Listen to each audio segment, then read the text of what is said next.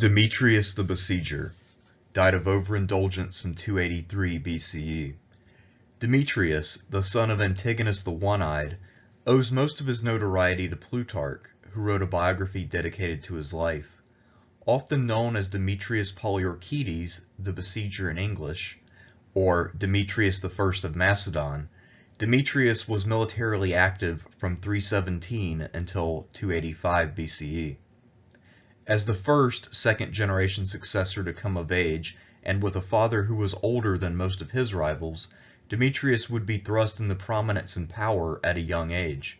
Known primarily for his extravagance, larger-than-life personality, and the wild fluctuations of his political fortunes, as well as his innovative ships and siege weapons, Demetrius played a major role in shaping Hellenistic kingship and in determining the eventual borders of the mature Hellenistic world.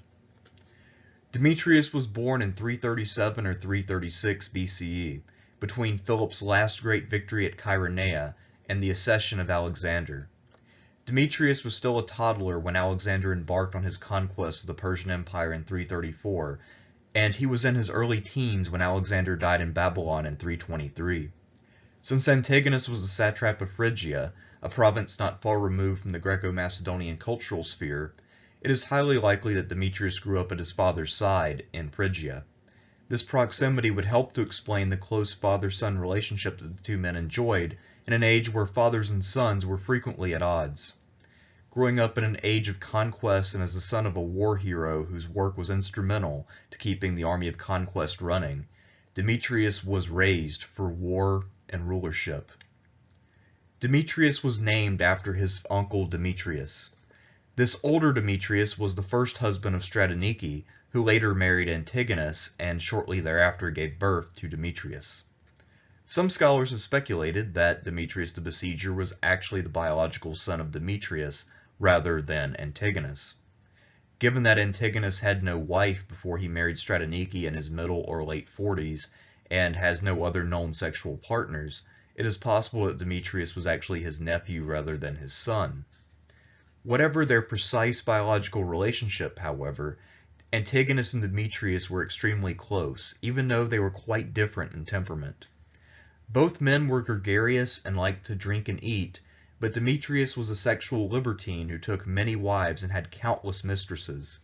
Rather than chastise his son for his excesses, Antigonus was a permissive parent, and he mostly just laughed at his son's misadventures.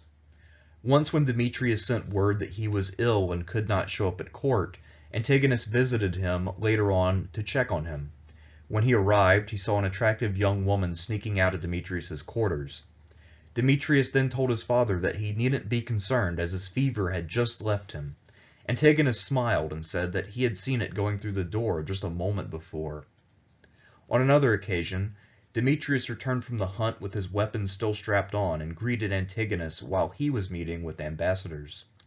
Demetrius took his place beside his father with all of his weapons still attached. Noticing that the ambassadors were stunned that Antigonus would allow his son to be that close to him with weapons while he himself was unarmed, Antigonus proudly explained that he and his son were inseparable and that they had no fear of one another. Demetrius was also very close to his mother Stratonice, although Plutarch does not record any examples of their relationship. Growing up at Antigonus's court, Demetrius made friends with the sons of non-Greek notables, such as the Persian Mithridates, son of Ariobarzanes, who was close in age to him. When the two were teenagers, Antigonus had a dream where he presided over a great harvest, but Mithridates carried it off to Pontus. Alarmed, Antigonus told Demetrius about his dream and resolved to have Mithridates executed. Sworn to silence, Demetrius agreed not to tell his friend about the coming execution. Technically keeping to his oath, Demetrius wrote a warning to his Persian friend in the dirt with his javelin. Mithridates fled and in due course founded the kingdom of Pontus. The story is almost certainly apocryphal, but it does demonstrate Demetrius's closeness to his father, his strong sense of respect for other members of the elite, and the creative ways that ancients were often able to honor their oaths without actually keeping them. By this point, Demetrius was nearing adulthood.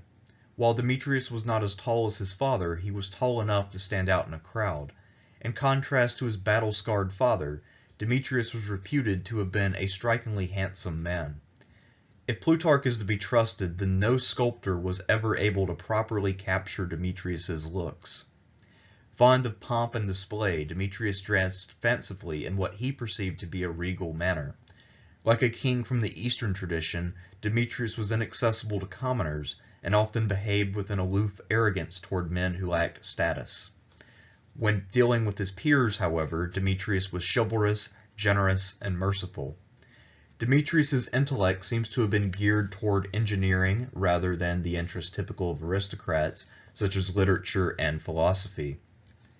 Despite his reputation for megalomania, Demetrius's devices were all useful in war, and he was a master of applying technology to the battlefield.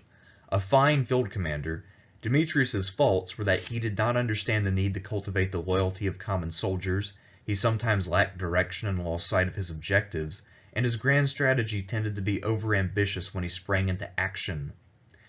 Plutarch believes that his character was corrupted by flattery, but I would argue that Demetrius's real problem is that he did not grow out of his initial shortcomings. In 321, as a result of the Triparadisus settlement, Antigonus received the title of General of Asia from the regent Antipater. Antipater had many daughters and used political marriages as a tool of diplomacy. One of his daughters, Phila, was recently widowed for the second time as her husband Craterus had died in action during the First War of the Successors. Despite a considerable age gap between Demetrius and Phila, their fathers agreed to have them marry one another.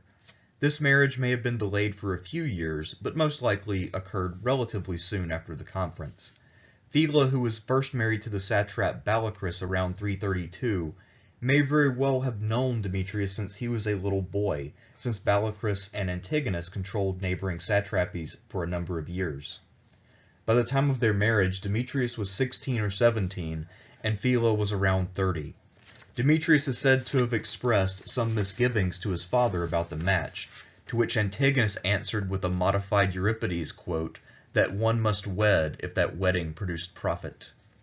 Despite the age gap and Demetrius's countless infidelities, the marriage was profitable to both parties. They had 2 children together, Antigonus, born around 319, and Stratonike, born around 317. And these 2 were his only historically significant offspring, although he did have other children. In the spring of 317 BCE, Antigonus the One-Eyed arrived in the eastern satrapies to face off against the Greek general Eumenes. Now about 20 years old, Demetrius made his combat debut as a subordinate under his father. It is possible that he had seen service in Antigonus's early scuffles with Eumenes in Asia Minor, but if he did, then we have no attestation of this fact. Demetrius commanded 1,000 companion cavalry at Peridicene in the fall of 317, serving under his father's direct command on the right flank. At the Battle of Gabion in early 316, Demetrius commanded the entire right wing and routed Eumenes' heavy cavalry in a stiff contest after he took advantage of the dust to strike their flank. In the wake of the battle, Demetrius and Antigonus's friend Nearchus argued in favor of sparing the life of Eumenes, but ultimately Antigonus decided that the Greek general had to be put to death. When the Third War of the Successors broke out, Antigonus decided to focus his efforts on capturing Macedon and securing the regency. Ptolemy had to be contained in the meantime, however, so Antigonus entrusted his son with control of Syria and gave him a respectable field army with orders to hold the line. By this point, Demetrius was around 24 years old, and he was about to get his first taste of independent command. To help him in his new role, Antigonus left several senior advisors in the east.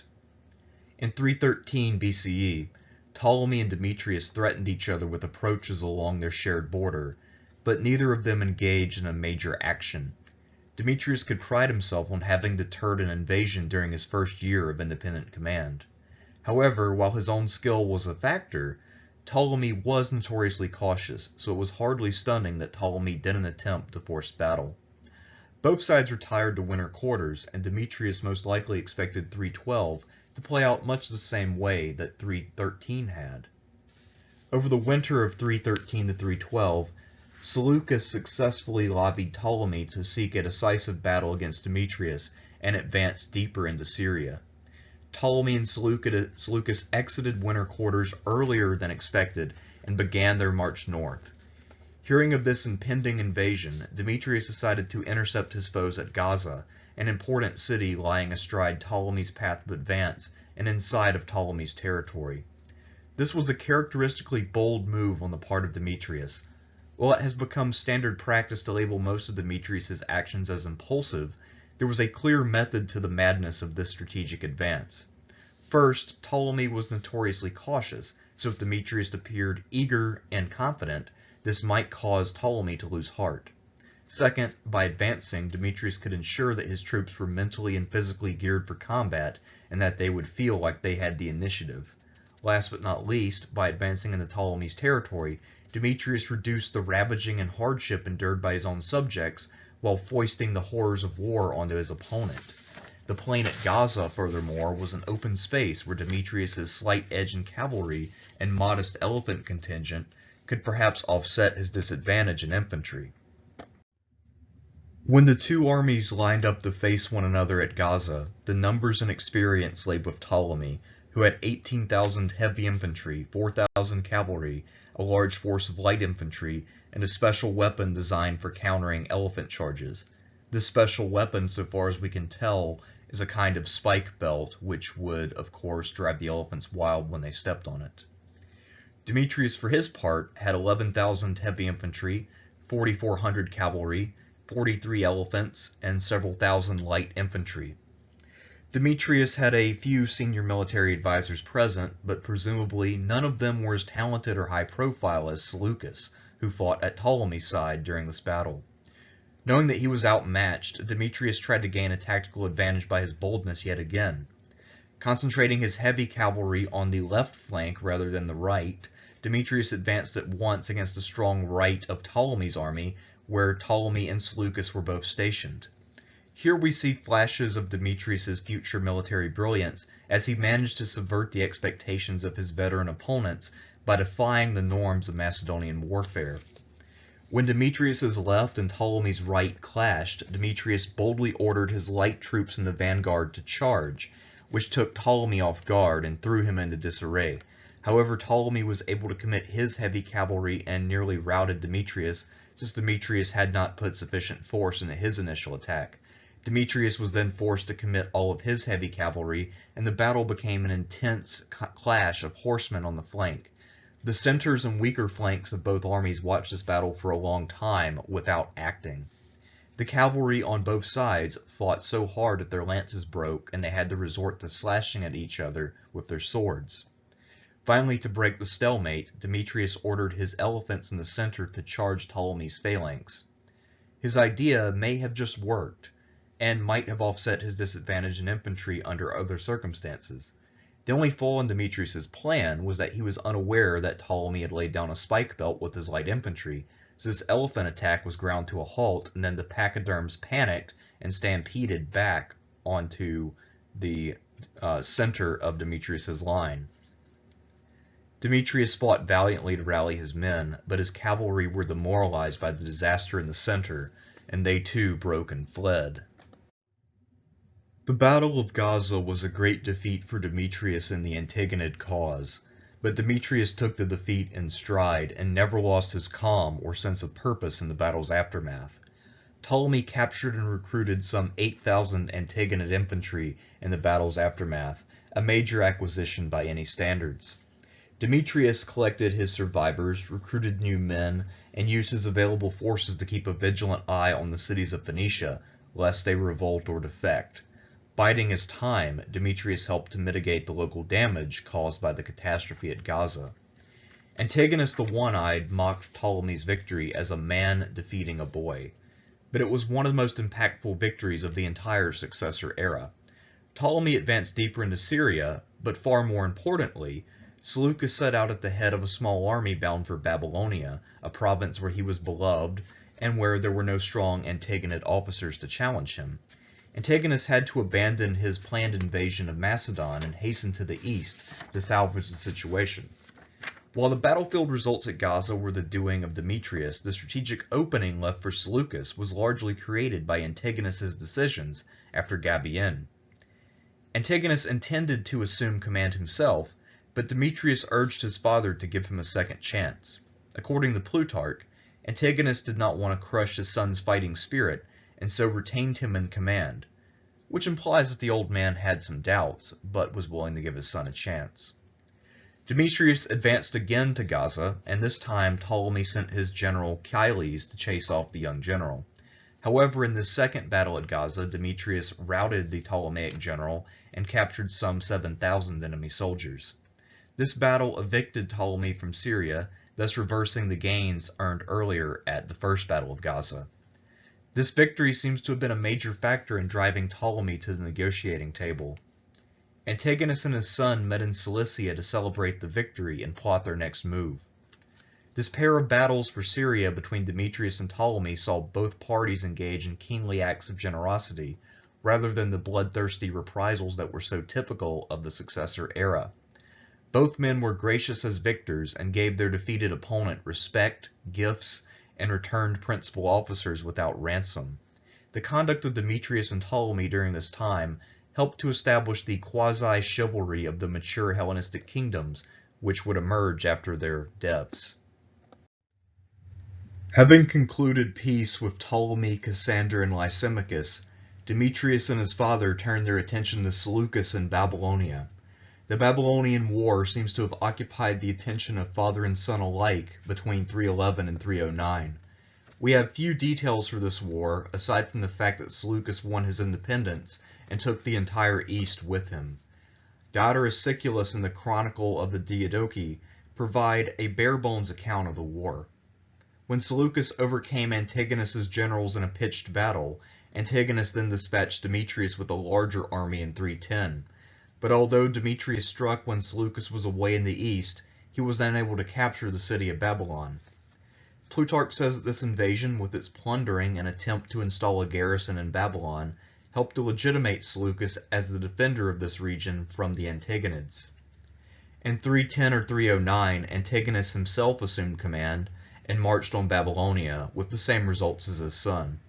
As Antigonus was retreating from the area, however, Seleucus caught up with him and launched a dawn assault that routed Antigonus's army and convinced the one-eyed ruler to recognize Seleucus's rule of the east. Shortly after, Antigonus and Seleucus concluded a peace, and Seleucus decided to focus on his eastern frontier. Antigonus, who still held Asia Minor and Syria, decided to turn back to the west. By this point, if not before, Antigonus the One-Eyed was too old and fat to engage in vigorous campaigns, and he would now rely heavily on Demetrius to do the heavy lifting from a military perspective. Going into the Fourth War of the Successors in 308 BCE, the Antagonids went to war against just Ptolemy and Cassander, with Lysimachus staying neutral, and Seleucus otherwise engaged in the east. Despite suffering some diminishment at Seleucus's hands, this war represented a great opportunity for Demetrius and his father to gain ground, as they found themselves in a situation that was more favorable than previous contest between the Antagonids and the world. Demetrius marched to the western coast of Asia Minor when news arrived that Ptolemy was laying siege to Halicarnassus. Quickly relieving the siege, Demetrius and his father decided that the time was ripe for an invasion of Greece, an area where Antigonus's generals had enjoyed a considerable amount of success during the Third War of the Successors. Announcing that he was bringing freedom for the Greeks, Demetrius set out for Greece with 5,000 talents and a fleet of 250 warships. Sailing straight across the Aegean Sea toward Athens, Demetrius aimed to free this city from the pro-Cassander regime in place. Cassander's governor, Demetrius of Phaleron, assumed that a fleet that large had to be from his ally Ptolemy, so he opened up the port of Piraeus. Only too late, and once he had admitted the Antagonid fleet, did Demetrius's Athenian namesake realize his mistake. Demetrius announced his intention to restore democracy to Athens and remove all Macedonian garrisons from the city. The population was jubilant, and it was only with some difficulty that Demetrius was able to secure the safety of Demetrius of Phaleron, who then went into exile. Demetrius left the Athenians to deal with Cassander's garrison, resolving to enter the city for the first time in peace rather than war, and set off for Megara to remove another Antipatrid garrison. Around the time that he was settling in to lay siege to Megara, Demetrius received word that Cratesipolis, the widow of Alexander, son of Polyperchon, was interested in meeting him for a sexual encounter. Cratesipolis was one of the most beautiful women of her day, and she was especially intriguing since she had governed Corinth and Sicyon for Cassander for several years before being forced into retirement by Ptolemy's 309 invasion of Greece. Leaving his generals to initiate the siege of Megara in his absence, Demetrius and a small body of men proceeded to the city of Petrae, where Cratesipolis lived. After an initial meeting in the city between the two of them, they agreed to meet for more fun in Demetrius's tent, which he would place discreetly beyond city limits so that she could arrive and leave unobserved. However, the news of Demetrius's visit and the paucity of his security got out, and some of his enemies, whose precise allegiance is not explicitly made known, intervened and tried to catch him with his pants down. Demetrius dressed as a commoner and fled, abandoning one of his best tents and a considerable sum of money. It is unclear whether Cratesipolis was complicit in this plot, or whether the two of them were able to get down to business before they were rudely interrupted. So far as I'm aware, this event around 307 BCE is the first known booty call, and arguably the first known cockblock in history.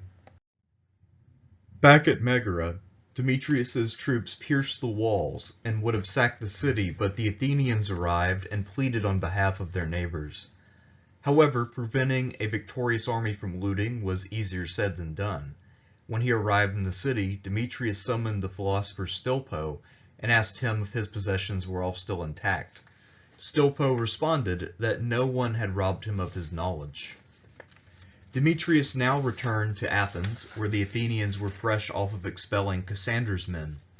The Athenians now showered Demetrius with praise and honors that were excessive. During this visit, and during a later one following his official coronation, the Athenians voted extraordinary honors for Demetrius and Antigonus.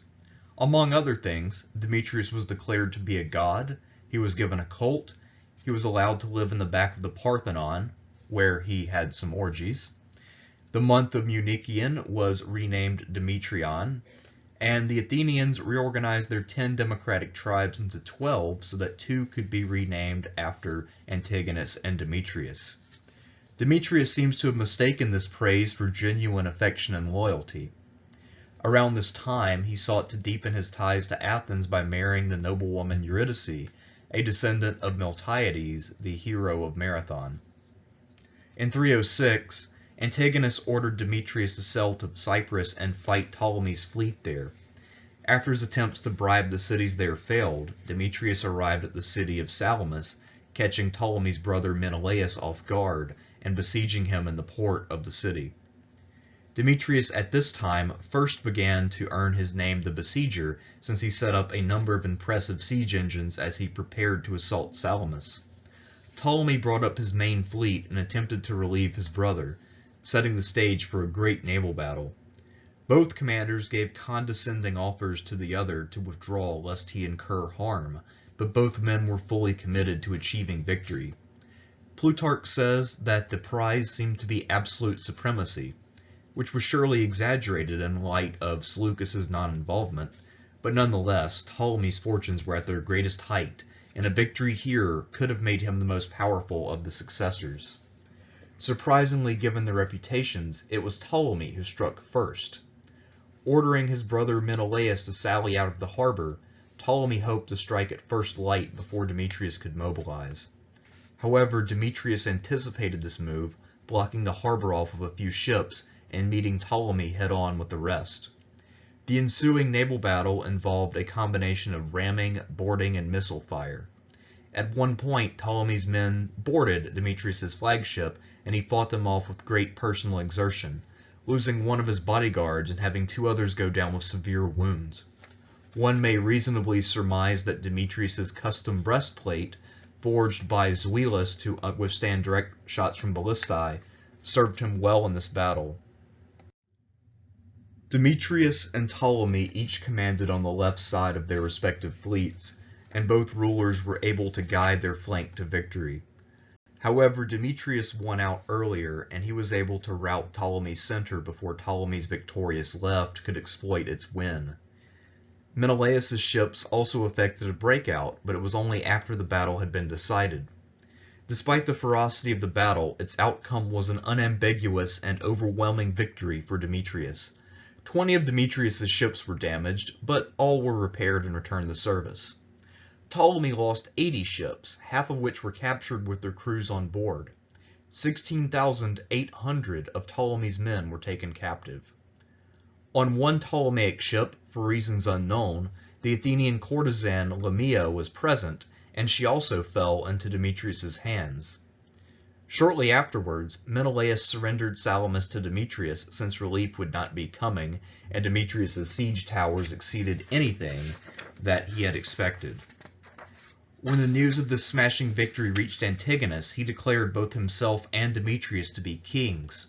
Their declaration of kingship in 306 marks the first time that a non-Argead ruler had broken with the facade of serving the Argead dynasty and declared his kingship. Demetrius's rivals followed suit over the next few years, although it would seem that Demetrius would always regard the others as somewhat fraudulent.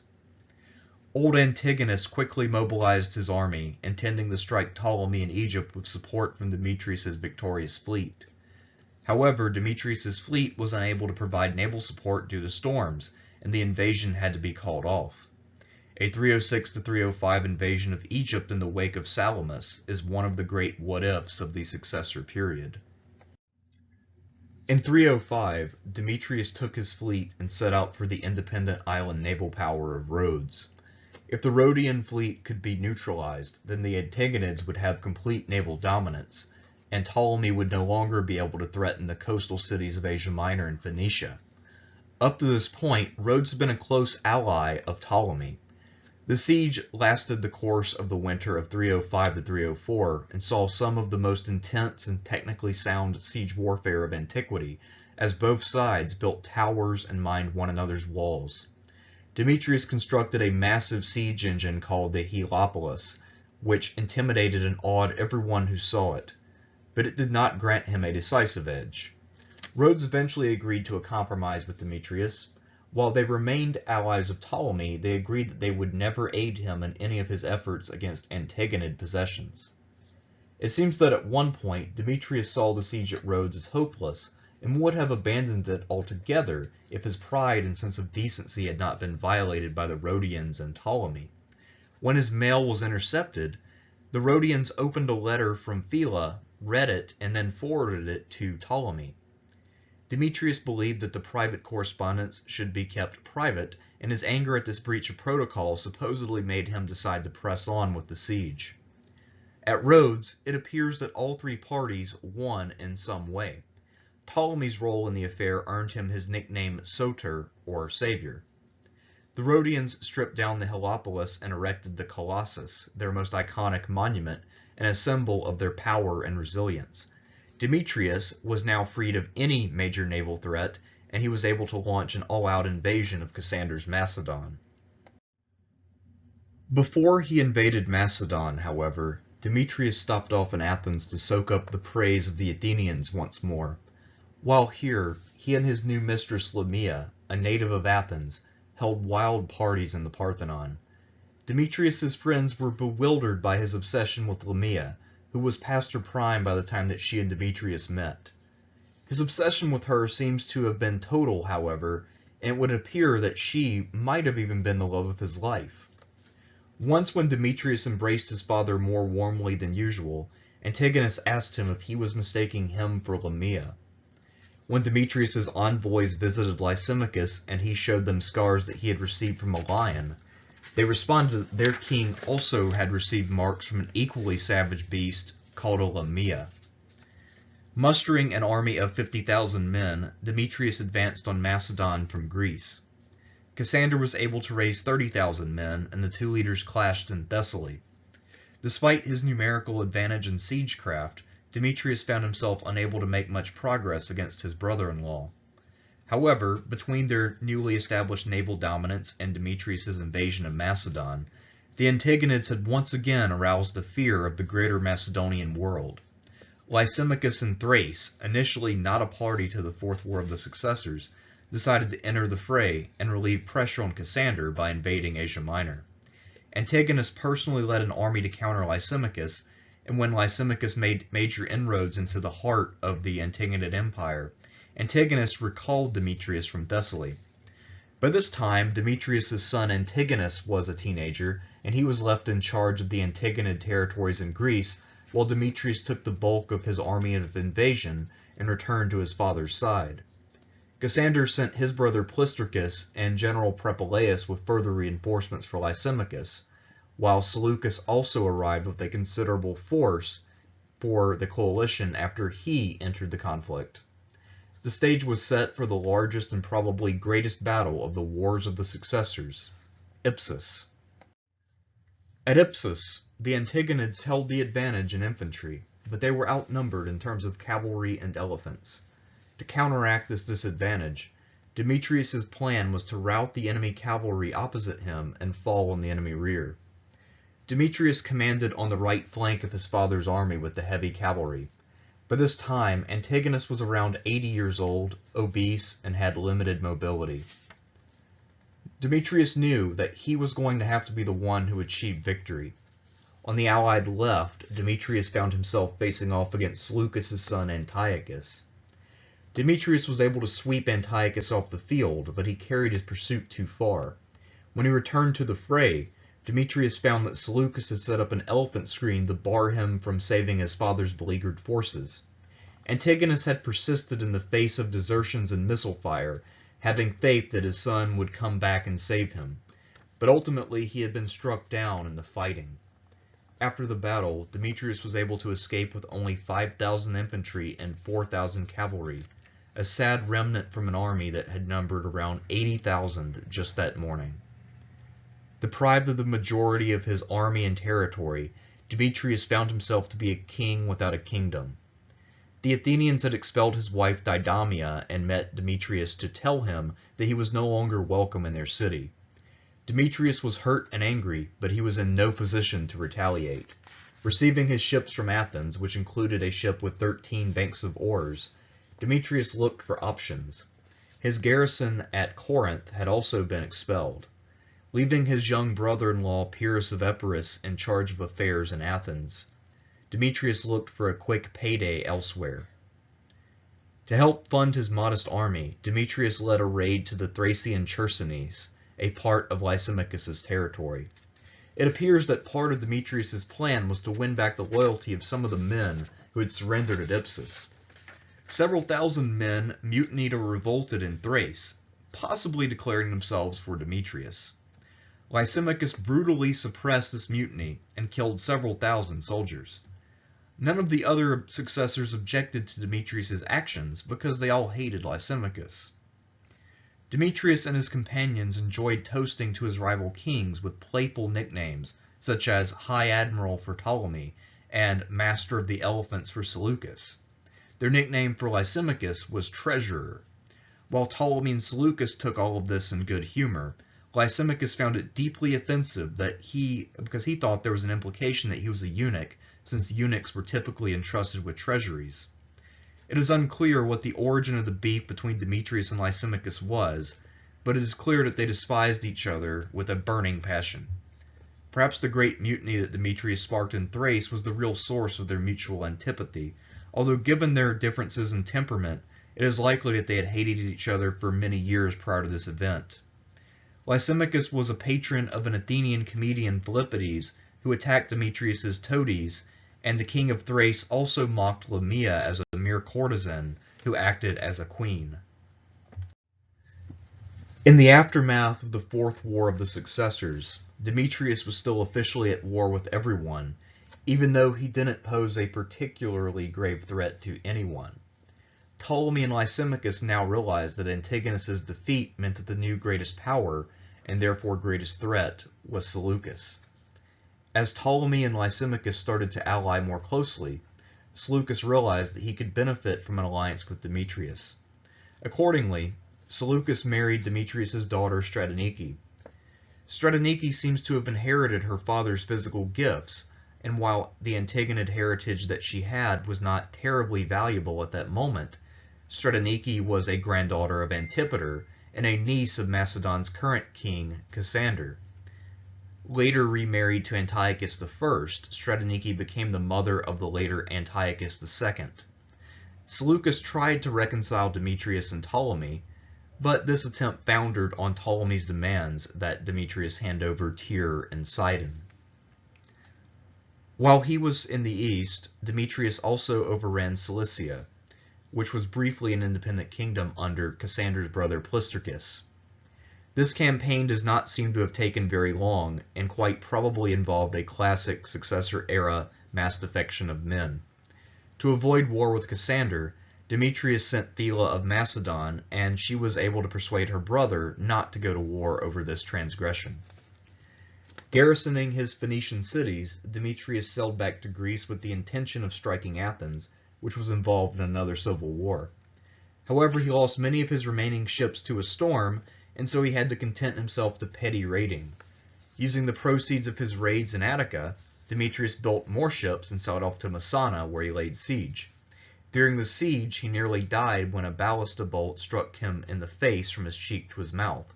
However, Demetrius recovered and managed to win over several more cities. With a base of support, Demetrius decided it was time to get even with the Athenians for their treachery. Building a fleet supposedly numbering 300 ships, Demetrius assailed Athens once more. Now supported by Lacheries, Athens had no intention of exposing itself to the vengeful king it had once honored as a god.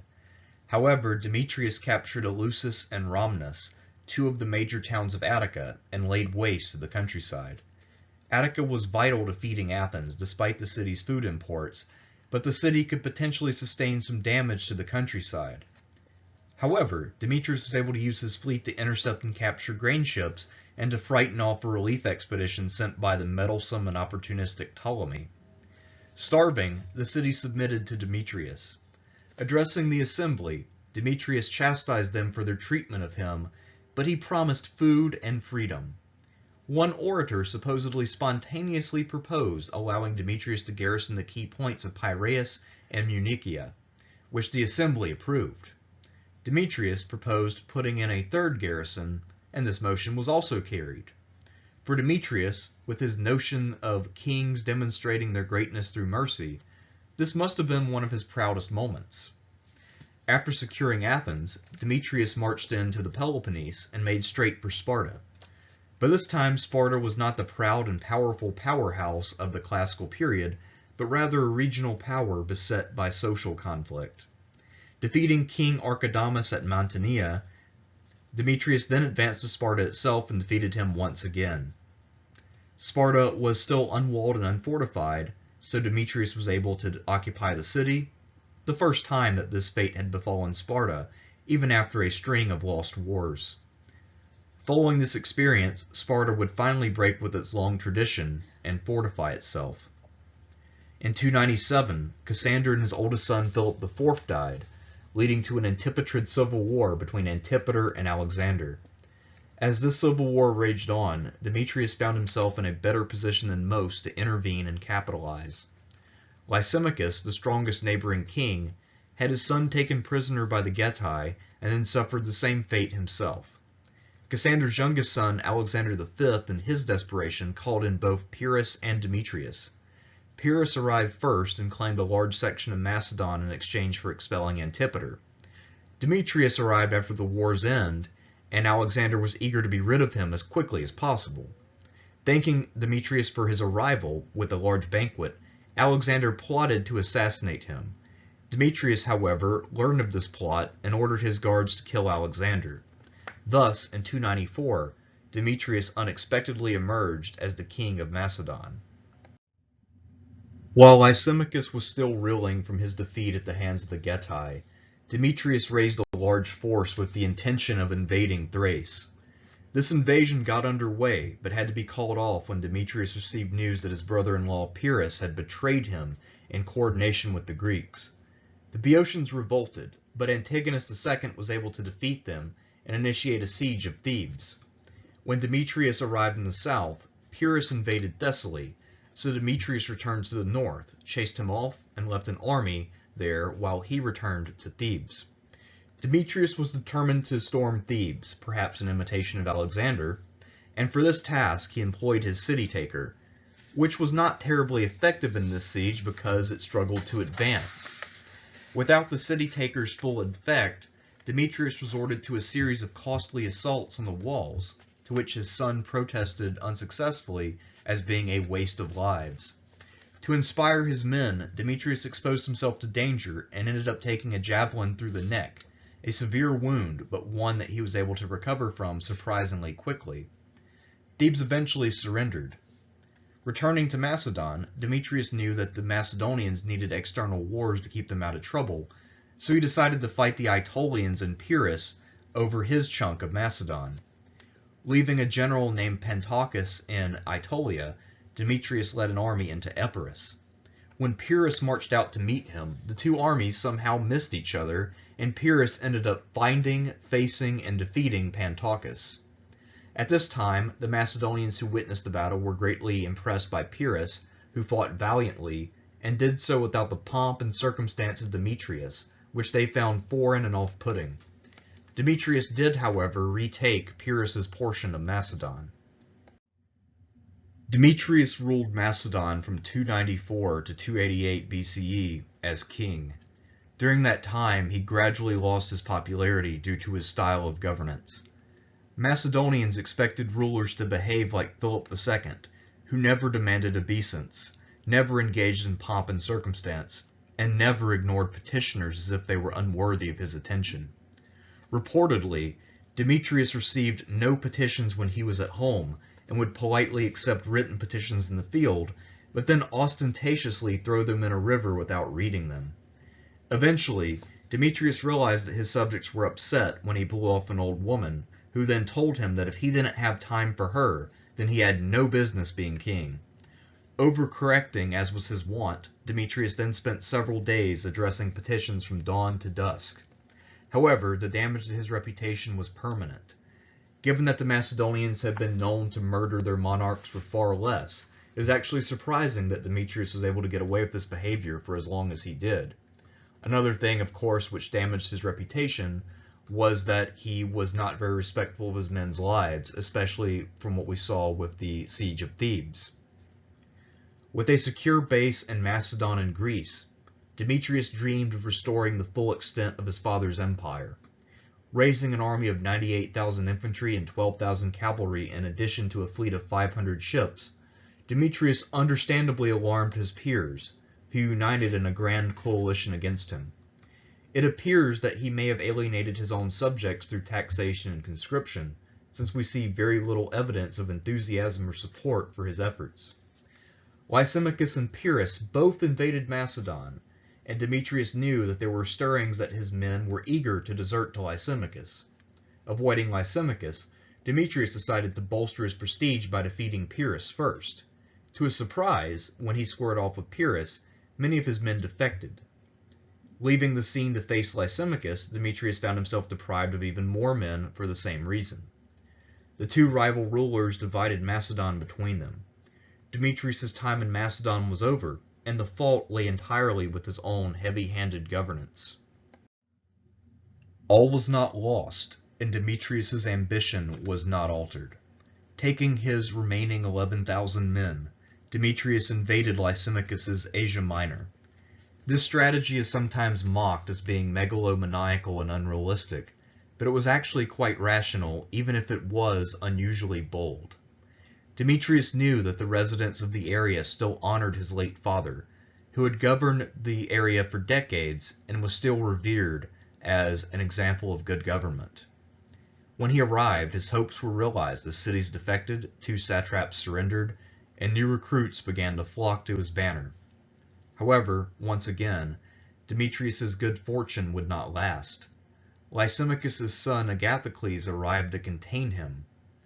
Rather than fighting him head-on, Agatha lured Demetrius into the interior of Asia Minor, and then sent his forces to retake the coastal cities and isolate Demetrius from the coast. Suffering attrition and some desertion, Demetrius dreamt of crossing into Armenia and then marching east to Media. Again, this sounds crazy at first blush, but we have to remember that Demetrius had campaigned with his father in the east, and he knew the area pretty well. However, his rivals were equally aware of the possibilities that this presented. When he approached the Taurus Mountains, the border with Syria and Seleucus' realm, Agatha Cleese backed off and gladly let Demetrius pass over and be someone else's problem. Entering into Seleucus' lands, Demetrius tried to negotiate at first, and Seleucus nearly took him up on the offer, but his advisors convinced him that Demetrius was not trustworthy. Demetrius proposed that Seleucus convey him to an unconquered barbarian land and let him live out the remainder of his life as a small-time chieftain. But Seleucus also refused this lesser offer. By this point, Demetrius's men were starving and desperate, so he resorted to guerrilla warfare. Surprisingly, he was able to win some minor victories, and Seleucus grew ever more fearful. Demetrius managed to break out of the mountains and into Syria proper, which alarmed Salukis, who was all too aware of how often and dramatically Demetrius's fortunes had changed. Demetrius resolved to risk all on a pitched battle with Seleucus, knowing that his men were on the breaking point and that he needed a dramatic win to stave off disaster. Seleucus was aware of this as well, so he went bareheaded near Demetrius's men and offered them food and pay, which induced them to defect. Demetrius fled with his hardcore followers, but he had no real prospects. He nearly killed a companion who suggested surrendering to Seleucus and had to be restrained when he tried to kill the man with his sword. But ultimately his other companions agreed that they were out of options, and Demetrius duly surrendered. At first, Demetrius was warmly received, with Seleucus setting up a royal pavilion and ensuring that all of the men in his service who were Demetrius's friends were there.